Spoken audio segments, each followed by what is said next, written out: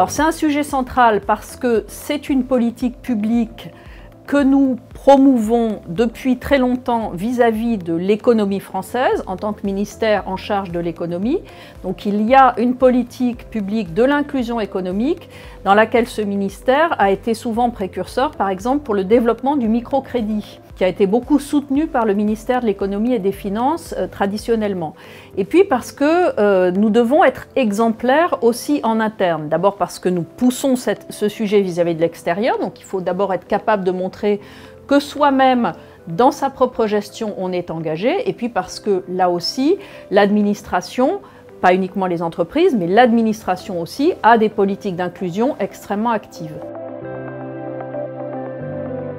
C'est très clairement un enjeu de ressources humaines très important pour le ministère parce que nous avons une vraie préoccupation, un vrai objectif d'attractivité et très clairement, nous ne pouvons pas nous passer des talents quels qu'ils soient. Nous avons besoin de tous les talents, de toutes les énergies, d'une vraie diversité de profils au sein du ministère pour que les politiques publiques que nous concevons, que nous mettons en œuvre, elles reflètent aussi les attentes de toute la société dans toutes ses composantes. Et donc à la fois parce que nous avons besoin de talents, mais aussi parce que nous avons besoin nous-mêmes d'être à l'écoute de l'ensemble de la société, eh bien nous avons une politique d'inclusion et de diversité qui est très active.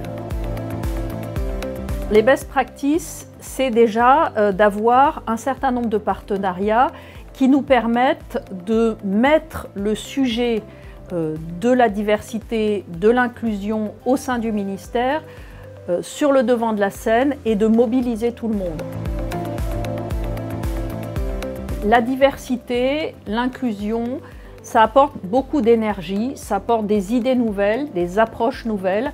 Et donc, dans un univers où l'administration veut innover, doit être à l'écoute des différents besoins dans la société, eh bien, nous avons impérativement besoin d'avoir toute une diversité de talents, d'idées, pour pouvoir innover, pour pouvoir être le service public d'aujourd'hui et de demain. La diversité est un accélérateur de performance pour nos entreprises et la société. Alors, rejoignez le mouvement. Sommet de l'inclusion économique, le 29 novembre. Inscrivez-vous. www.inclusion-économique.com